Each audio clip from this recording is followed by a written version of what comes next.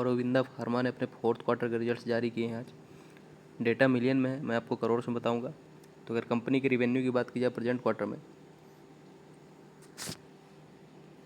तो यहाँ पर जो ये रेवेन्यू है, जो कि total revenue from the operations है, वो लगभग 8,382 करोड़ के आसपास है। जबकि फॉरेन एक्सचेंज से जो इनका रेवेन्यू जनरेशन हुआ है लगभग 11 करोड़ के आसपास, और अदर्स रेवेन्यू जनरेशन 123 करोड़। तो टोटल जो रेवेन्यू जनरेशन हो रहा है प्रेजेंट क्वार्टर में वो 8,517 करोड़ के आसपास है। जबकि पिछले क्वार्टर में देखा जाए तो 8,136 करोड़ के आसपास रेवेन्यू जनरेट किया था कंपनी ने। तो क्वार्टरली बेसिस पे कंपनी का जो रेवेन्यू जनरेशन है वो लगभग 4.5% के आसपास यहाँ पे इंक्रीज होते हुए दिखा है। जबकि लास्ट ईयर सेम क्वार्टर में देखा जाए तो कंपनी का जो रेवेन्यू जनरेशन था 7,716 करोड़ के आसपास। तो ईयरली बेसिस पे जो कंपनी का रेवेन्यू है वो लगभग 10.5% के आसपास यहाँ पे बढ़ते हुए नज़र आ रहा है। इसके बाद अगर कंपनी के एक्सपेंडिचर की बात की जाए तो प्रेजेंट क्वार्टर में जो कंपनी का एक्सपेंडिचर है 7,150 करोड़ के आसपास, जबकि पिछले क्वार्टर में कंपनी का एक्सपेंडिचर 6,937 करोड़ के आसपास। क्वार्टरली बेसिस पे कंपनी का एक्सपेंडिचर भी यहाँ बढ़ रहा है। जबकि लास्ट ईयर सेम क्वार्टर में अगर कंपेयर किया जाए तो कंपनी का एक्सपेंडिचर 6,351 करोड़ के आसपास था। तो ईयरली बेसिस पे भी कंपनी का एक्सपेंडिचर जो है यहाँ पे बढ़ते हुए नज़र आ रहा है। इसके बाद अगर कंपनी के प्रॉफिट आफ्टर टैक्स यानी पैट की बात की जाए तो प्रेजेंट क्वार्टर में कंपनी का प्रॉफिट है 903 करोड़ के आसपास। पिछले क्वार्टर में कंपनी का प्रॉफिट था 845 या 46 करोड़ के आसपास बोलिए। तो क्वार्टरली बेसिस पे जो कंपनी का प्रॉफिट है वो लगभग 7% के आसपास यहाँ पे बढ़ते हुए नज़र आ रहा है।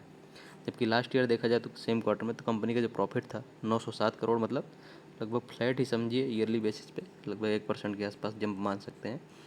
बट कुछ खास चेंजेस नहीं है ईयरली बेसिस पे कंपनी के प्रॉफिट में। इसके बाद अगर कंपनी के अर्निंग्स पर शेयर ईपीएस की बात की जाए तो प्रेजेंट क्वार्टर में कंपनी का ईपीएस 15.56 का है, पिछले क्वार्टर में 14.56 का था। लास्ट ईयर सेम क्वार्टर में कंपनी का जो प्रॉफिट था 15.51 का। तो क्वार्टरली बेसिस पे तो कंपनी के प्रॉफिट की तरह ही ईपीएस भी इंक्रीज हुए हैं, बट ईयरली बेसिस पे कंपनी के जो ईपीएस हैं वो भी प्रॉफिट की तरह ही लगभग फ्लैट रहे हैं, कुछ खास चेंजेस नहीं देखने को मिला है। इसके बाद कंपनी की अगर असेट्स की बात की जाए तो असेट्स भी यहाँ को ईयरली बेसिस पे कंपनी का जो है बढ़ते हुए नज़र आ रहा है। प्रॉपर्टी प्लांट इक्विपमेंट में जो इनका इन्वेस्टमेंट है वो पिछले साल था 11,261 करोड़ के आसपास, अभी बढ़कर 11,895 करोड़ के आसपास हो गया है।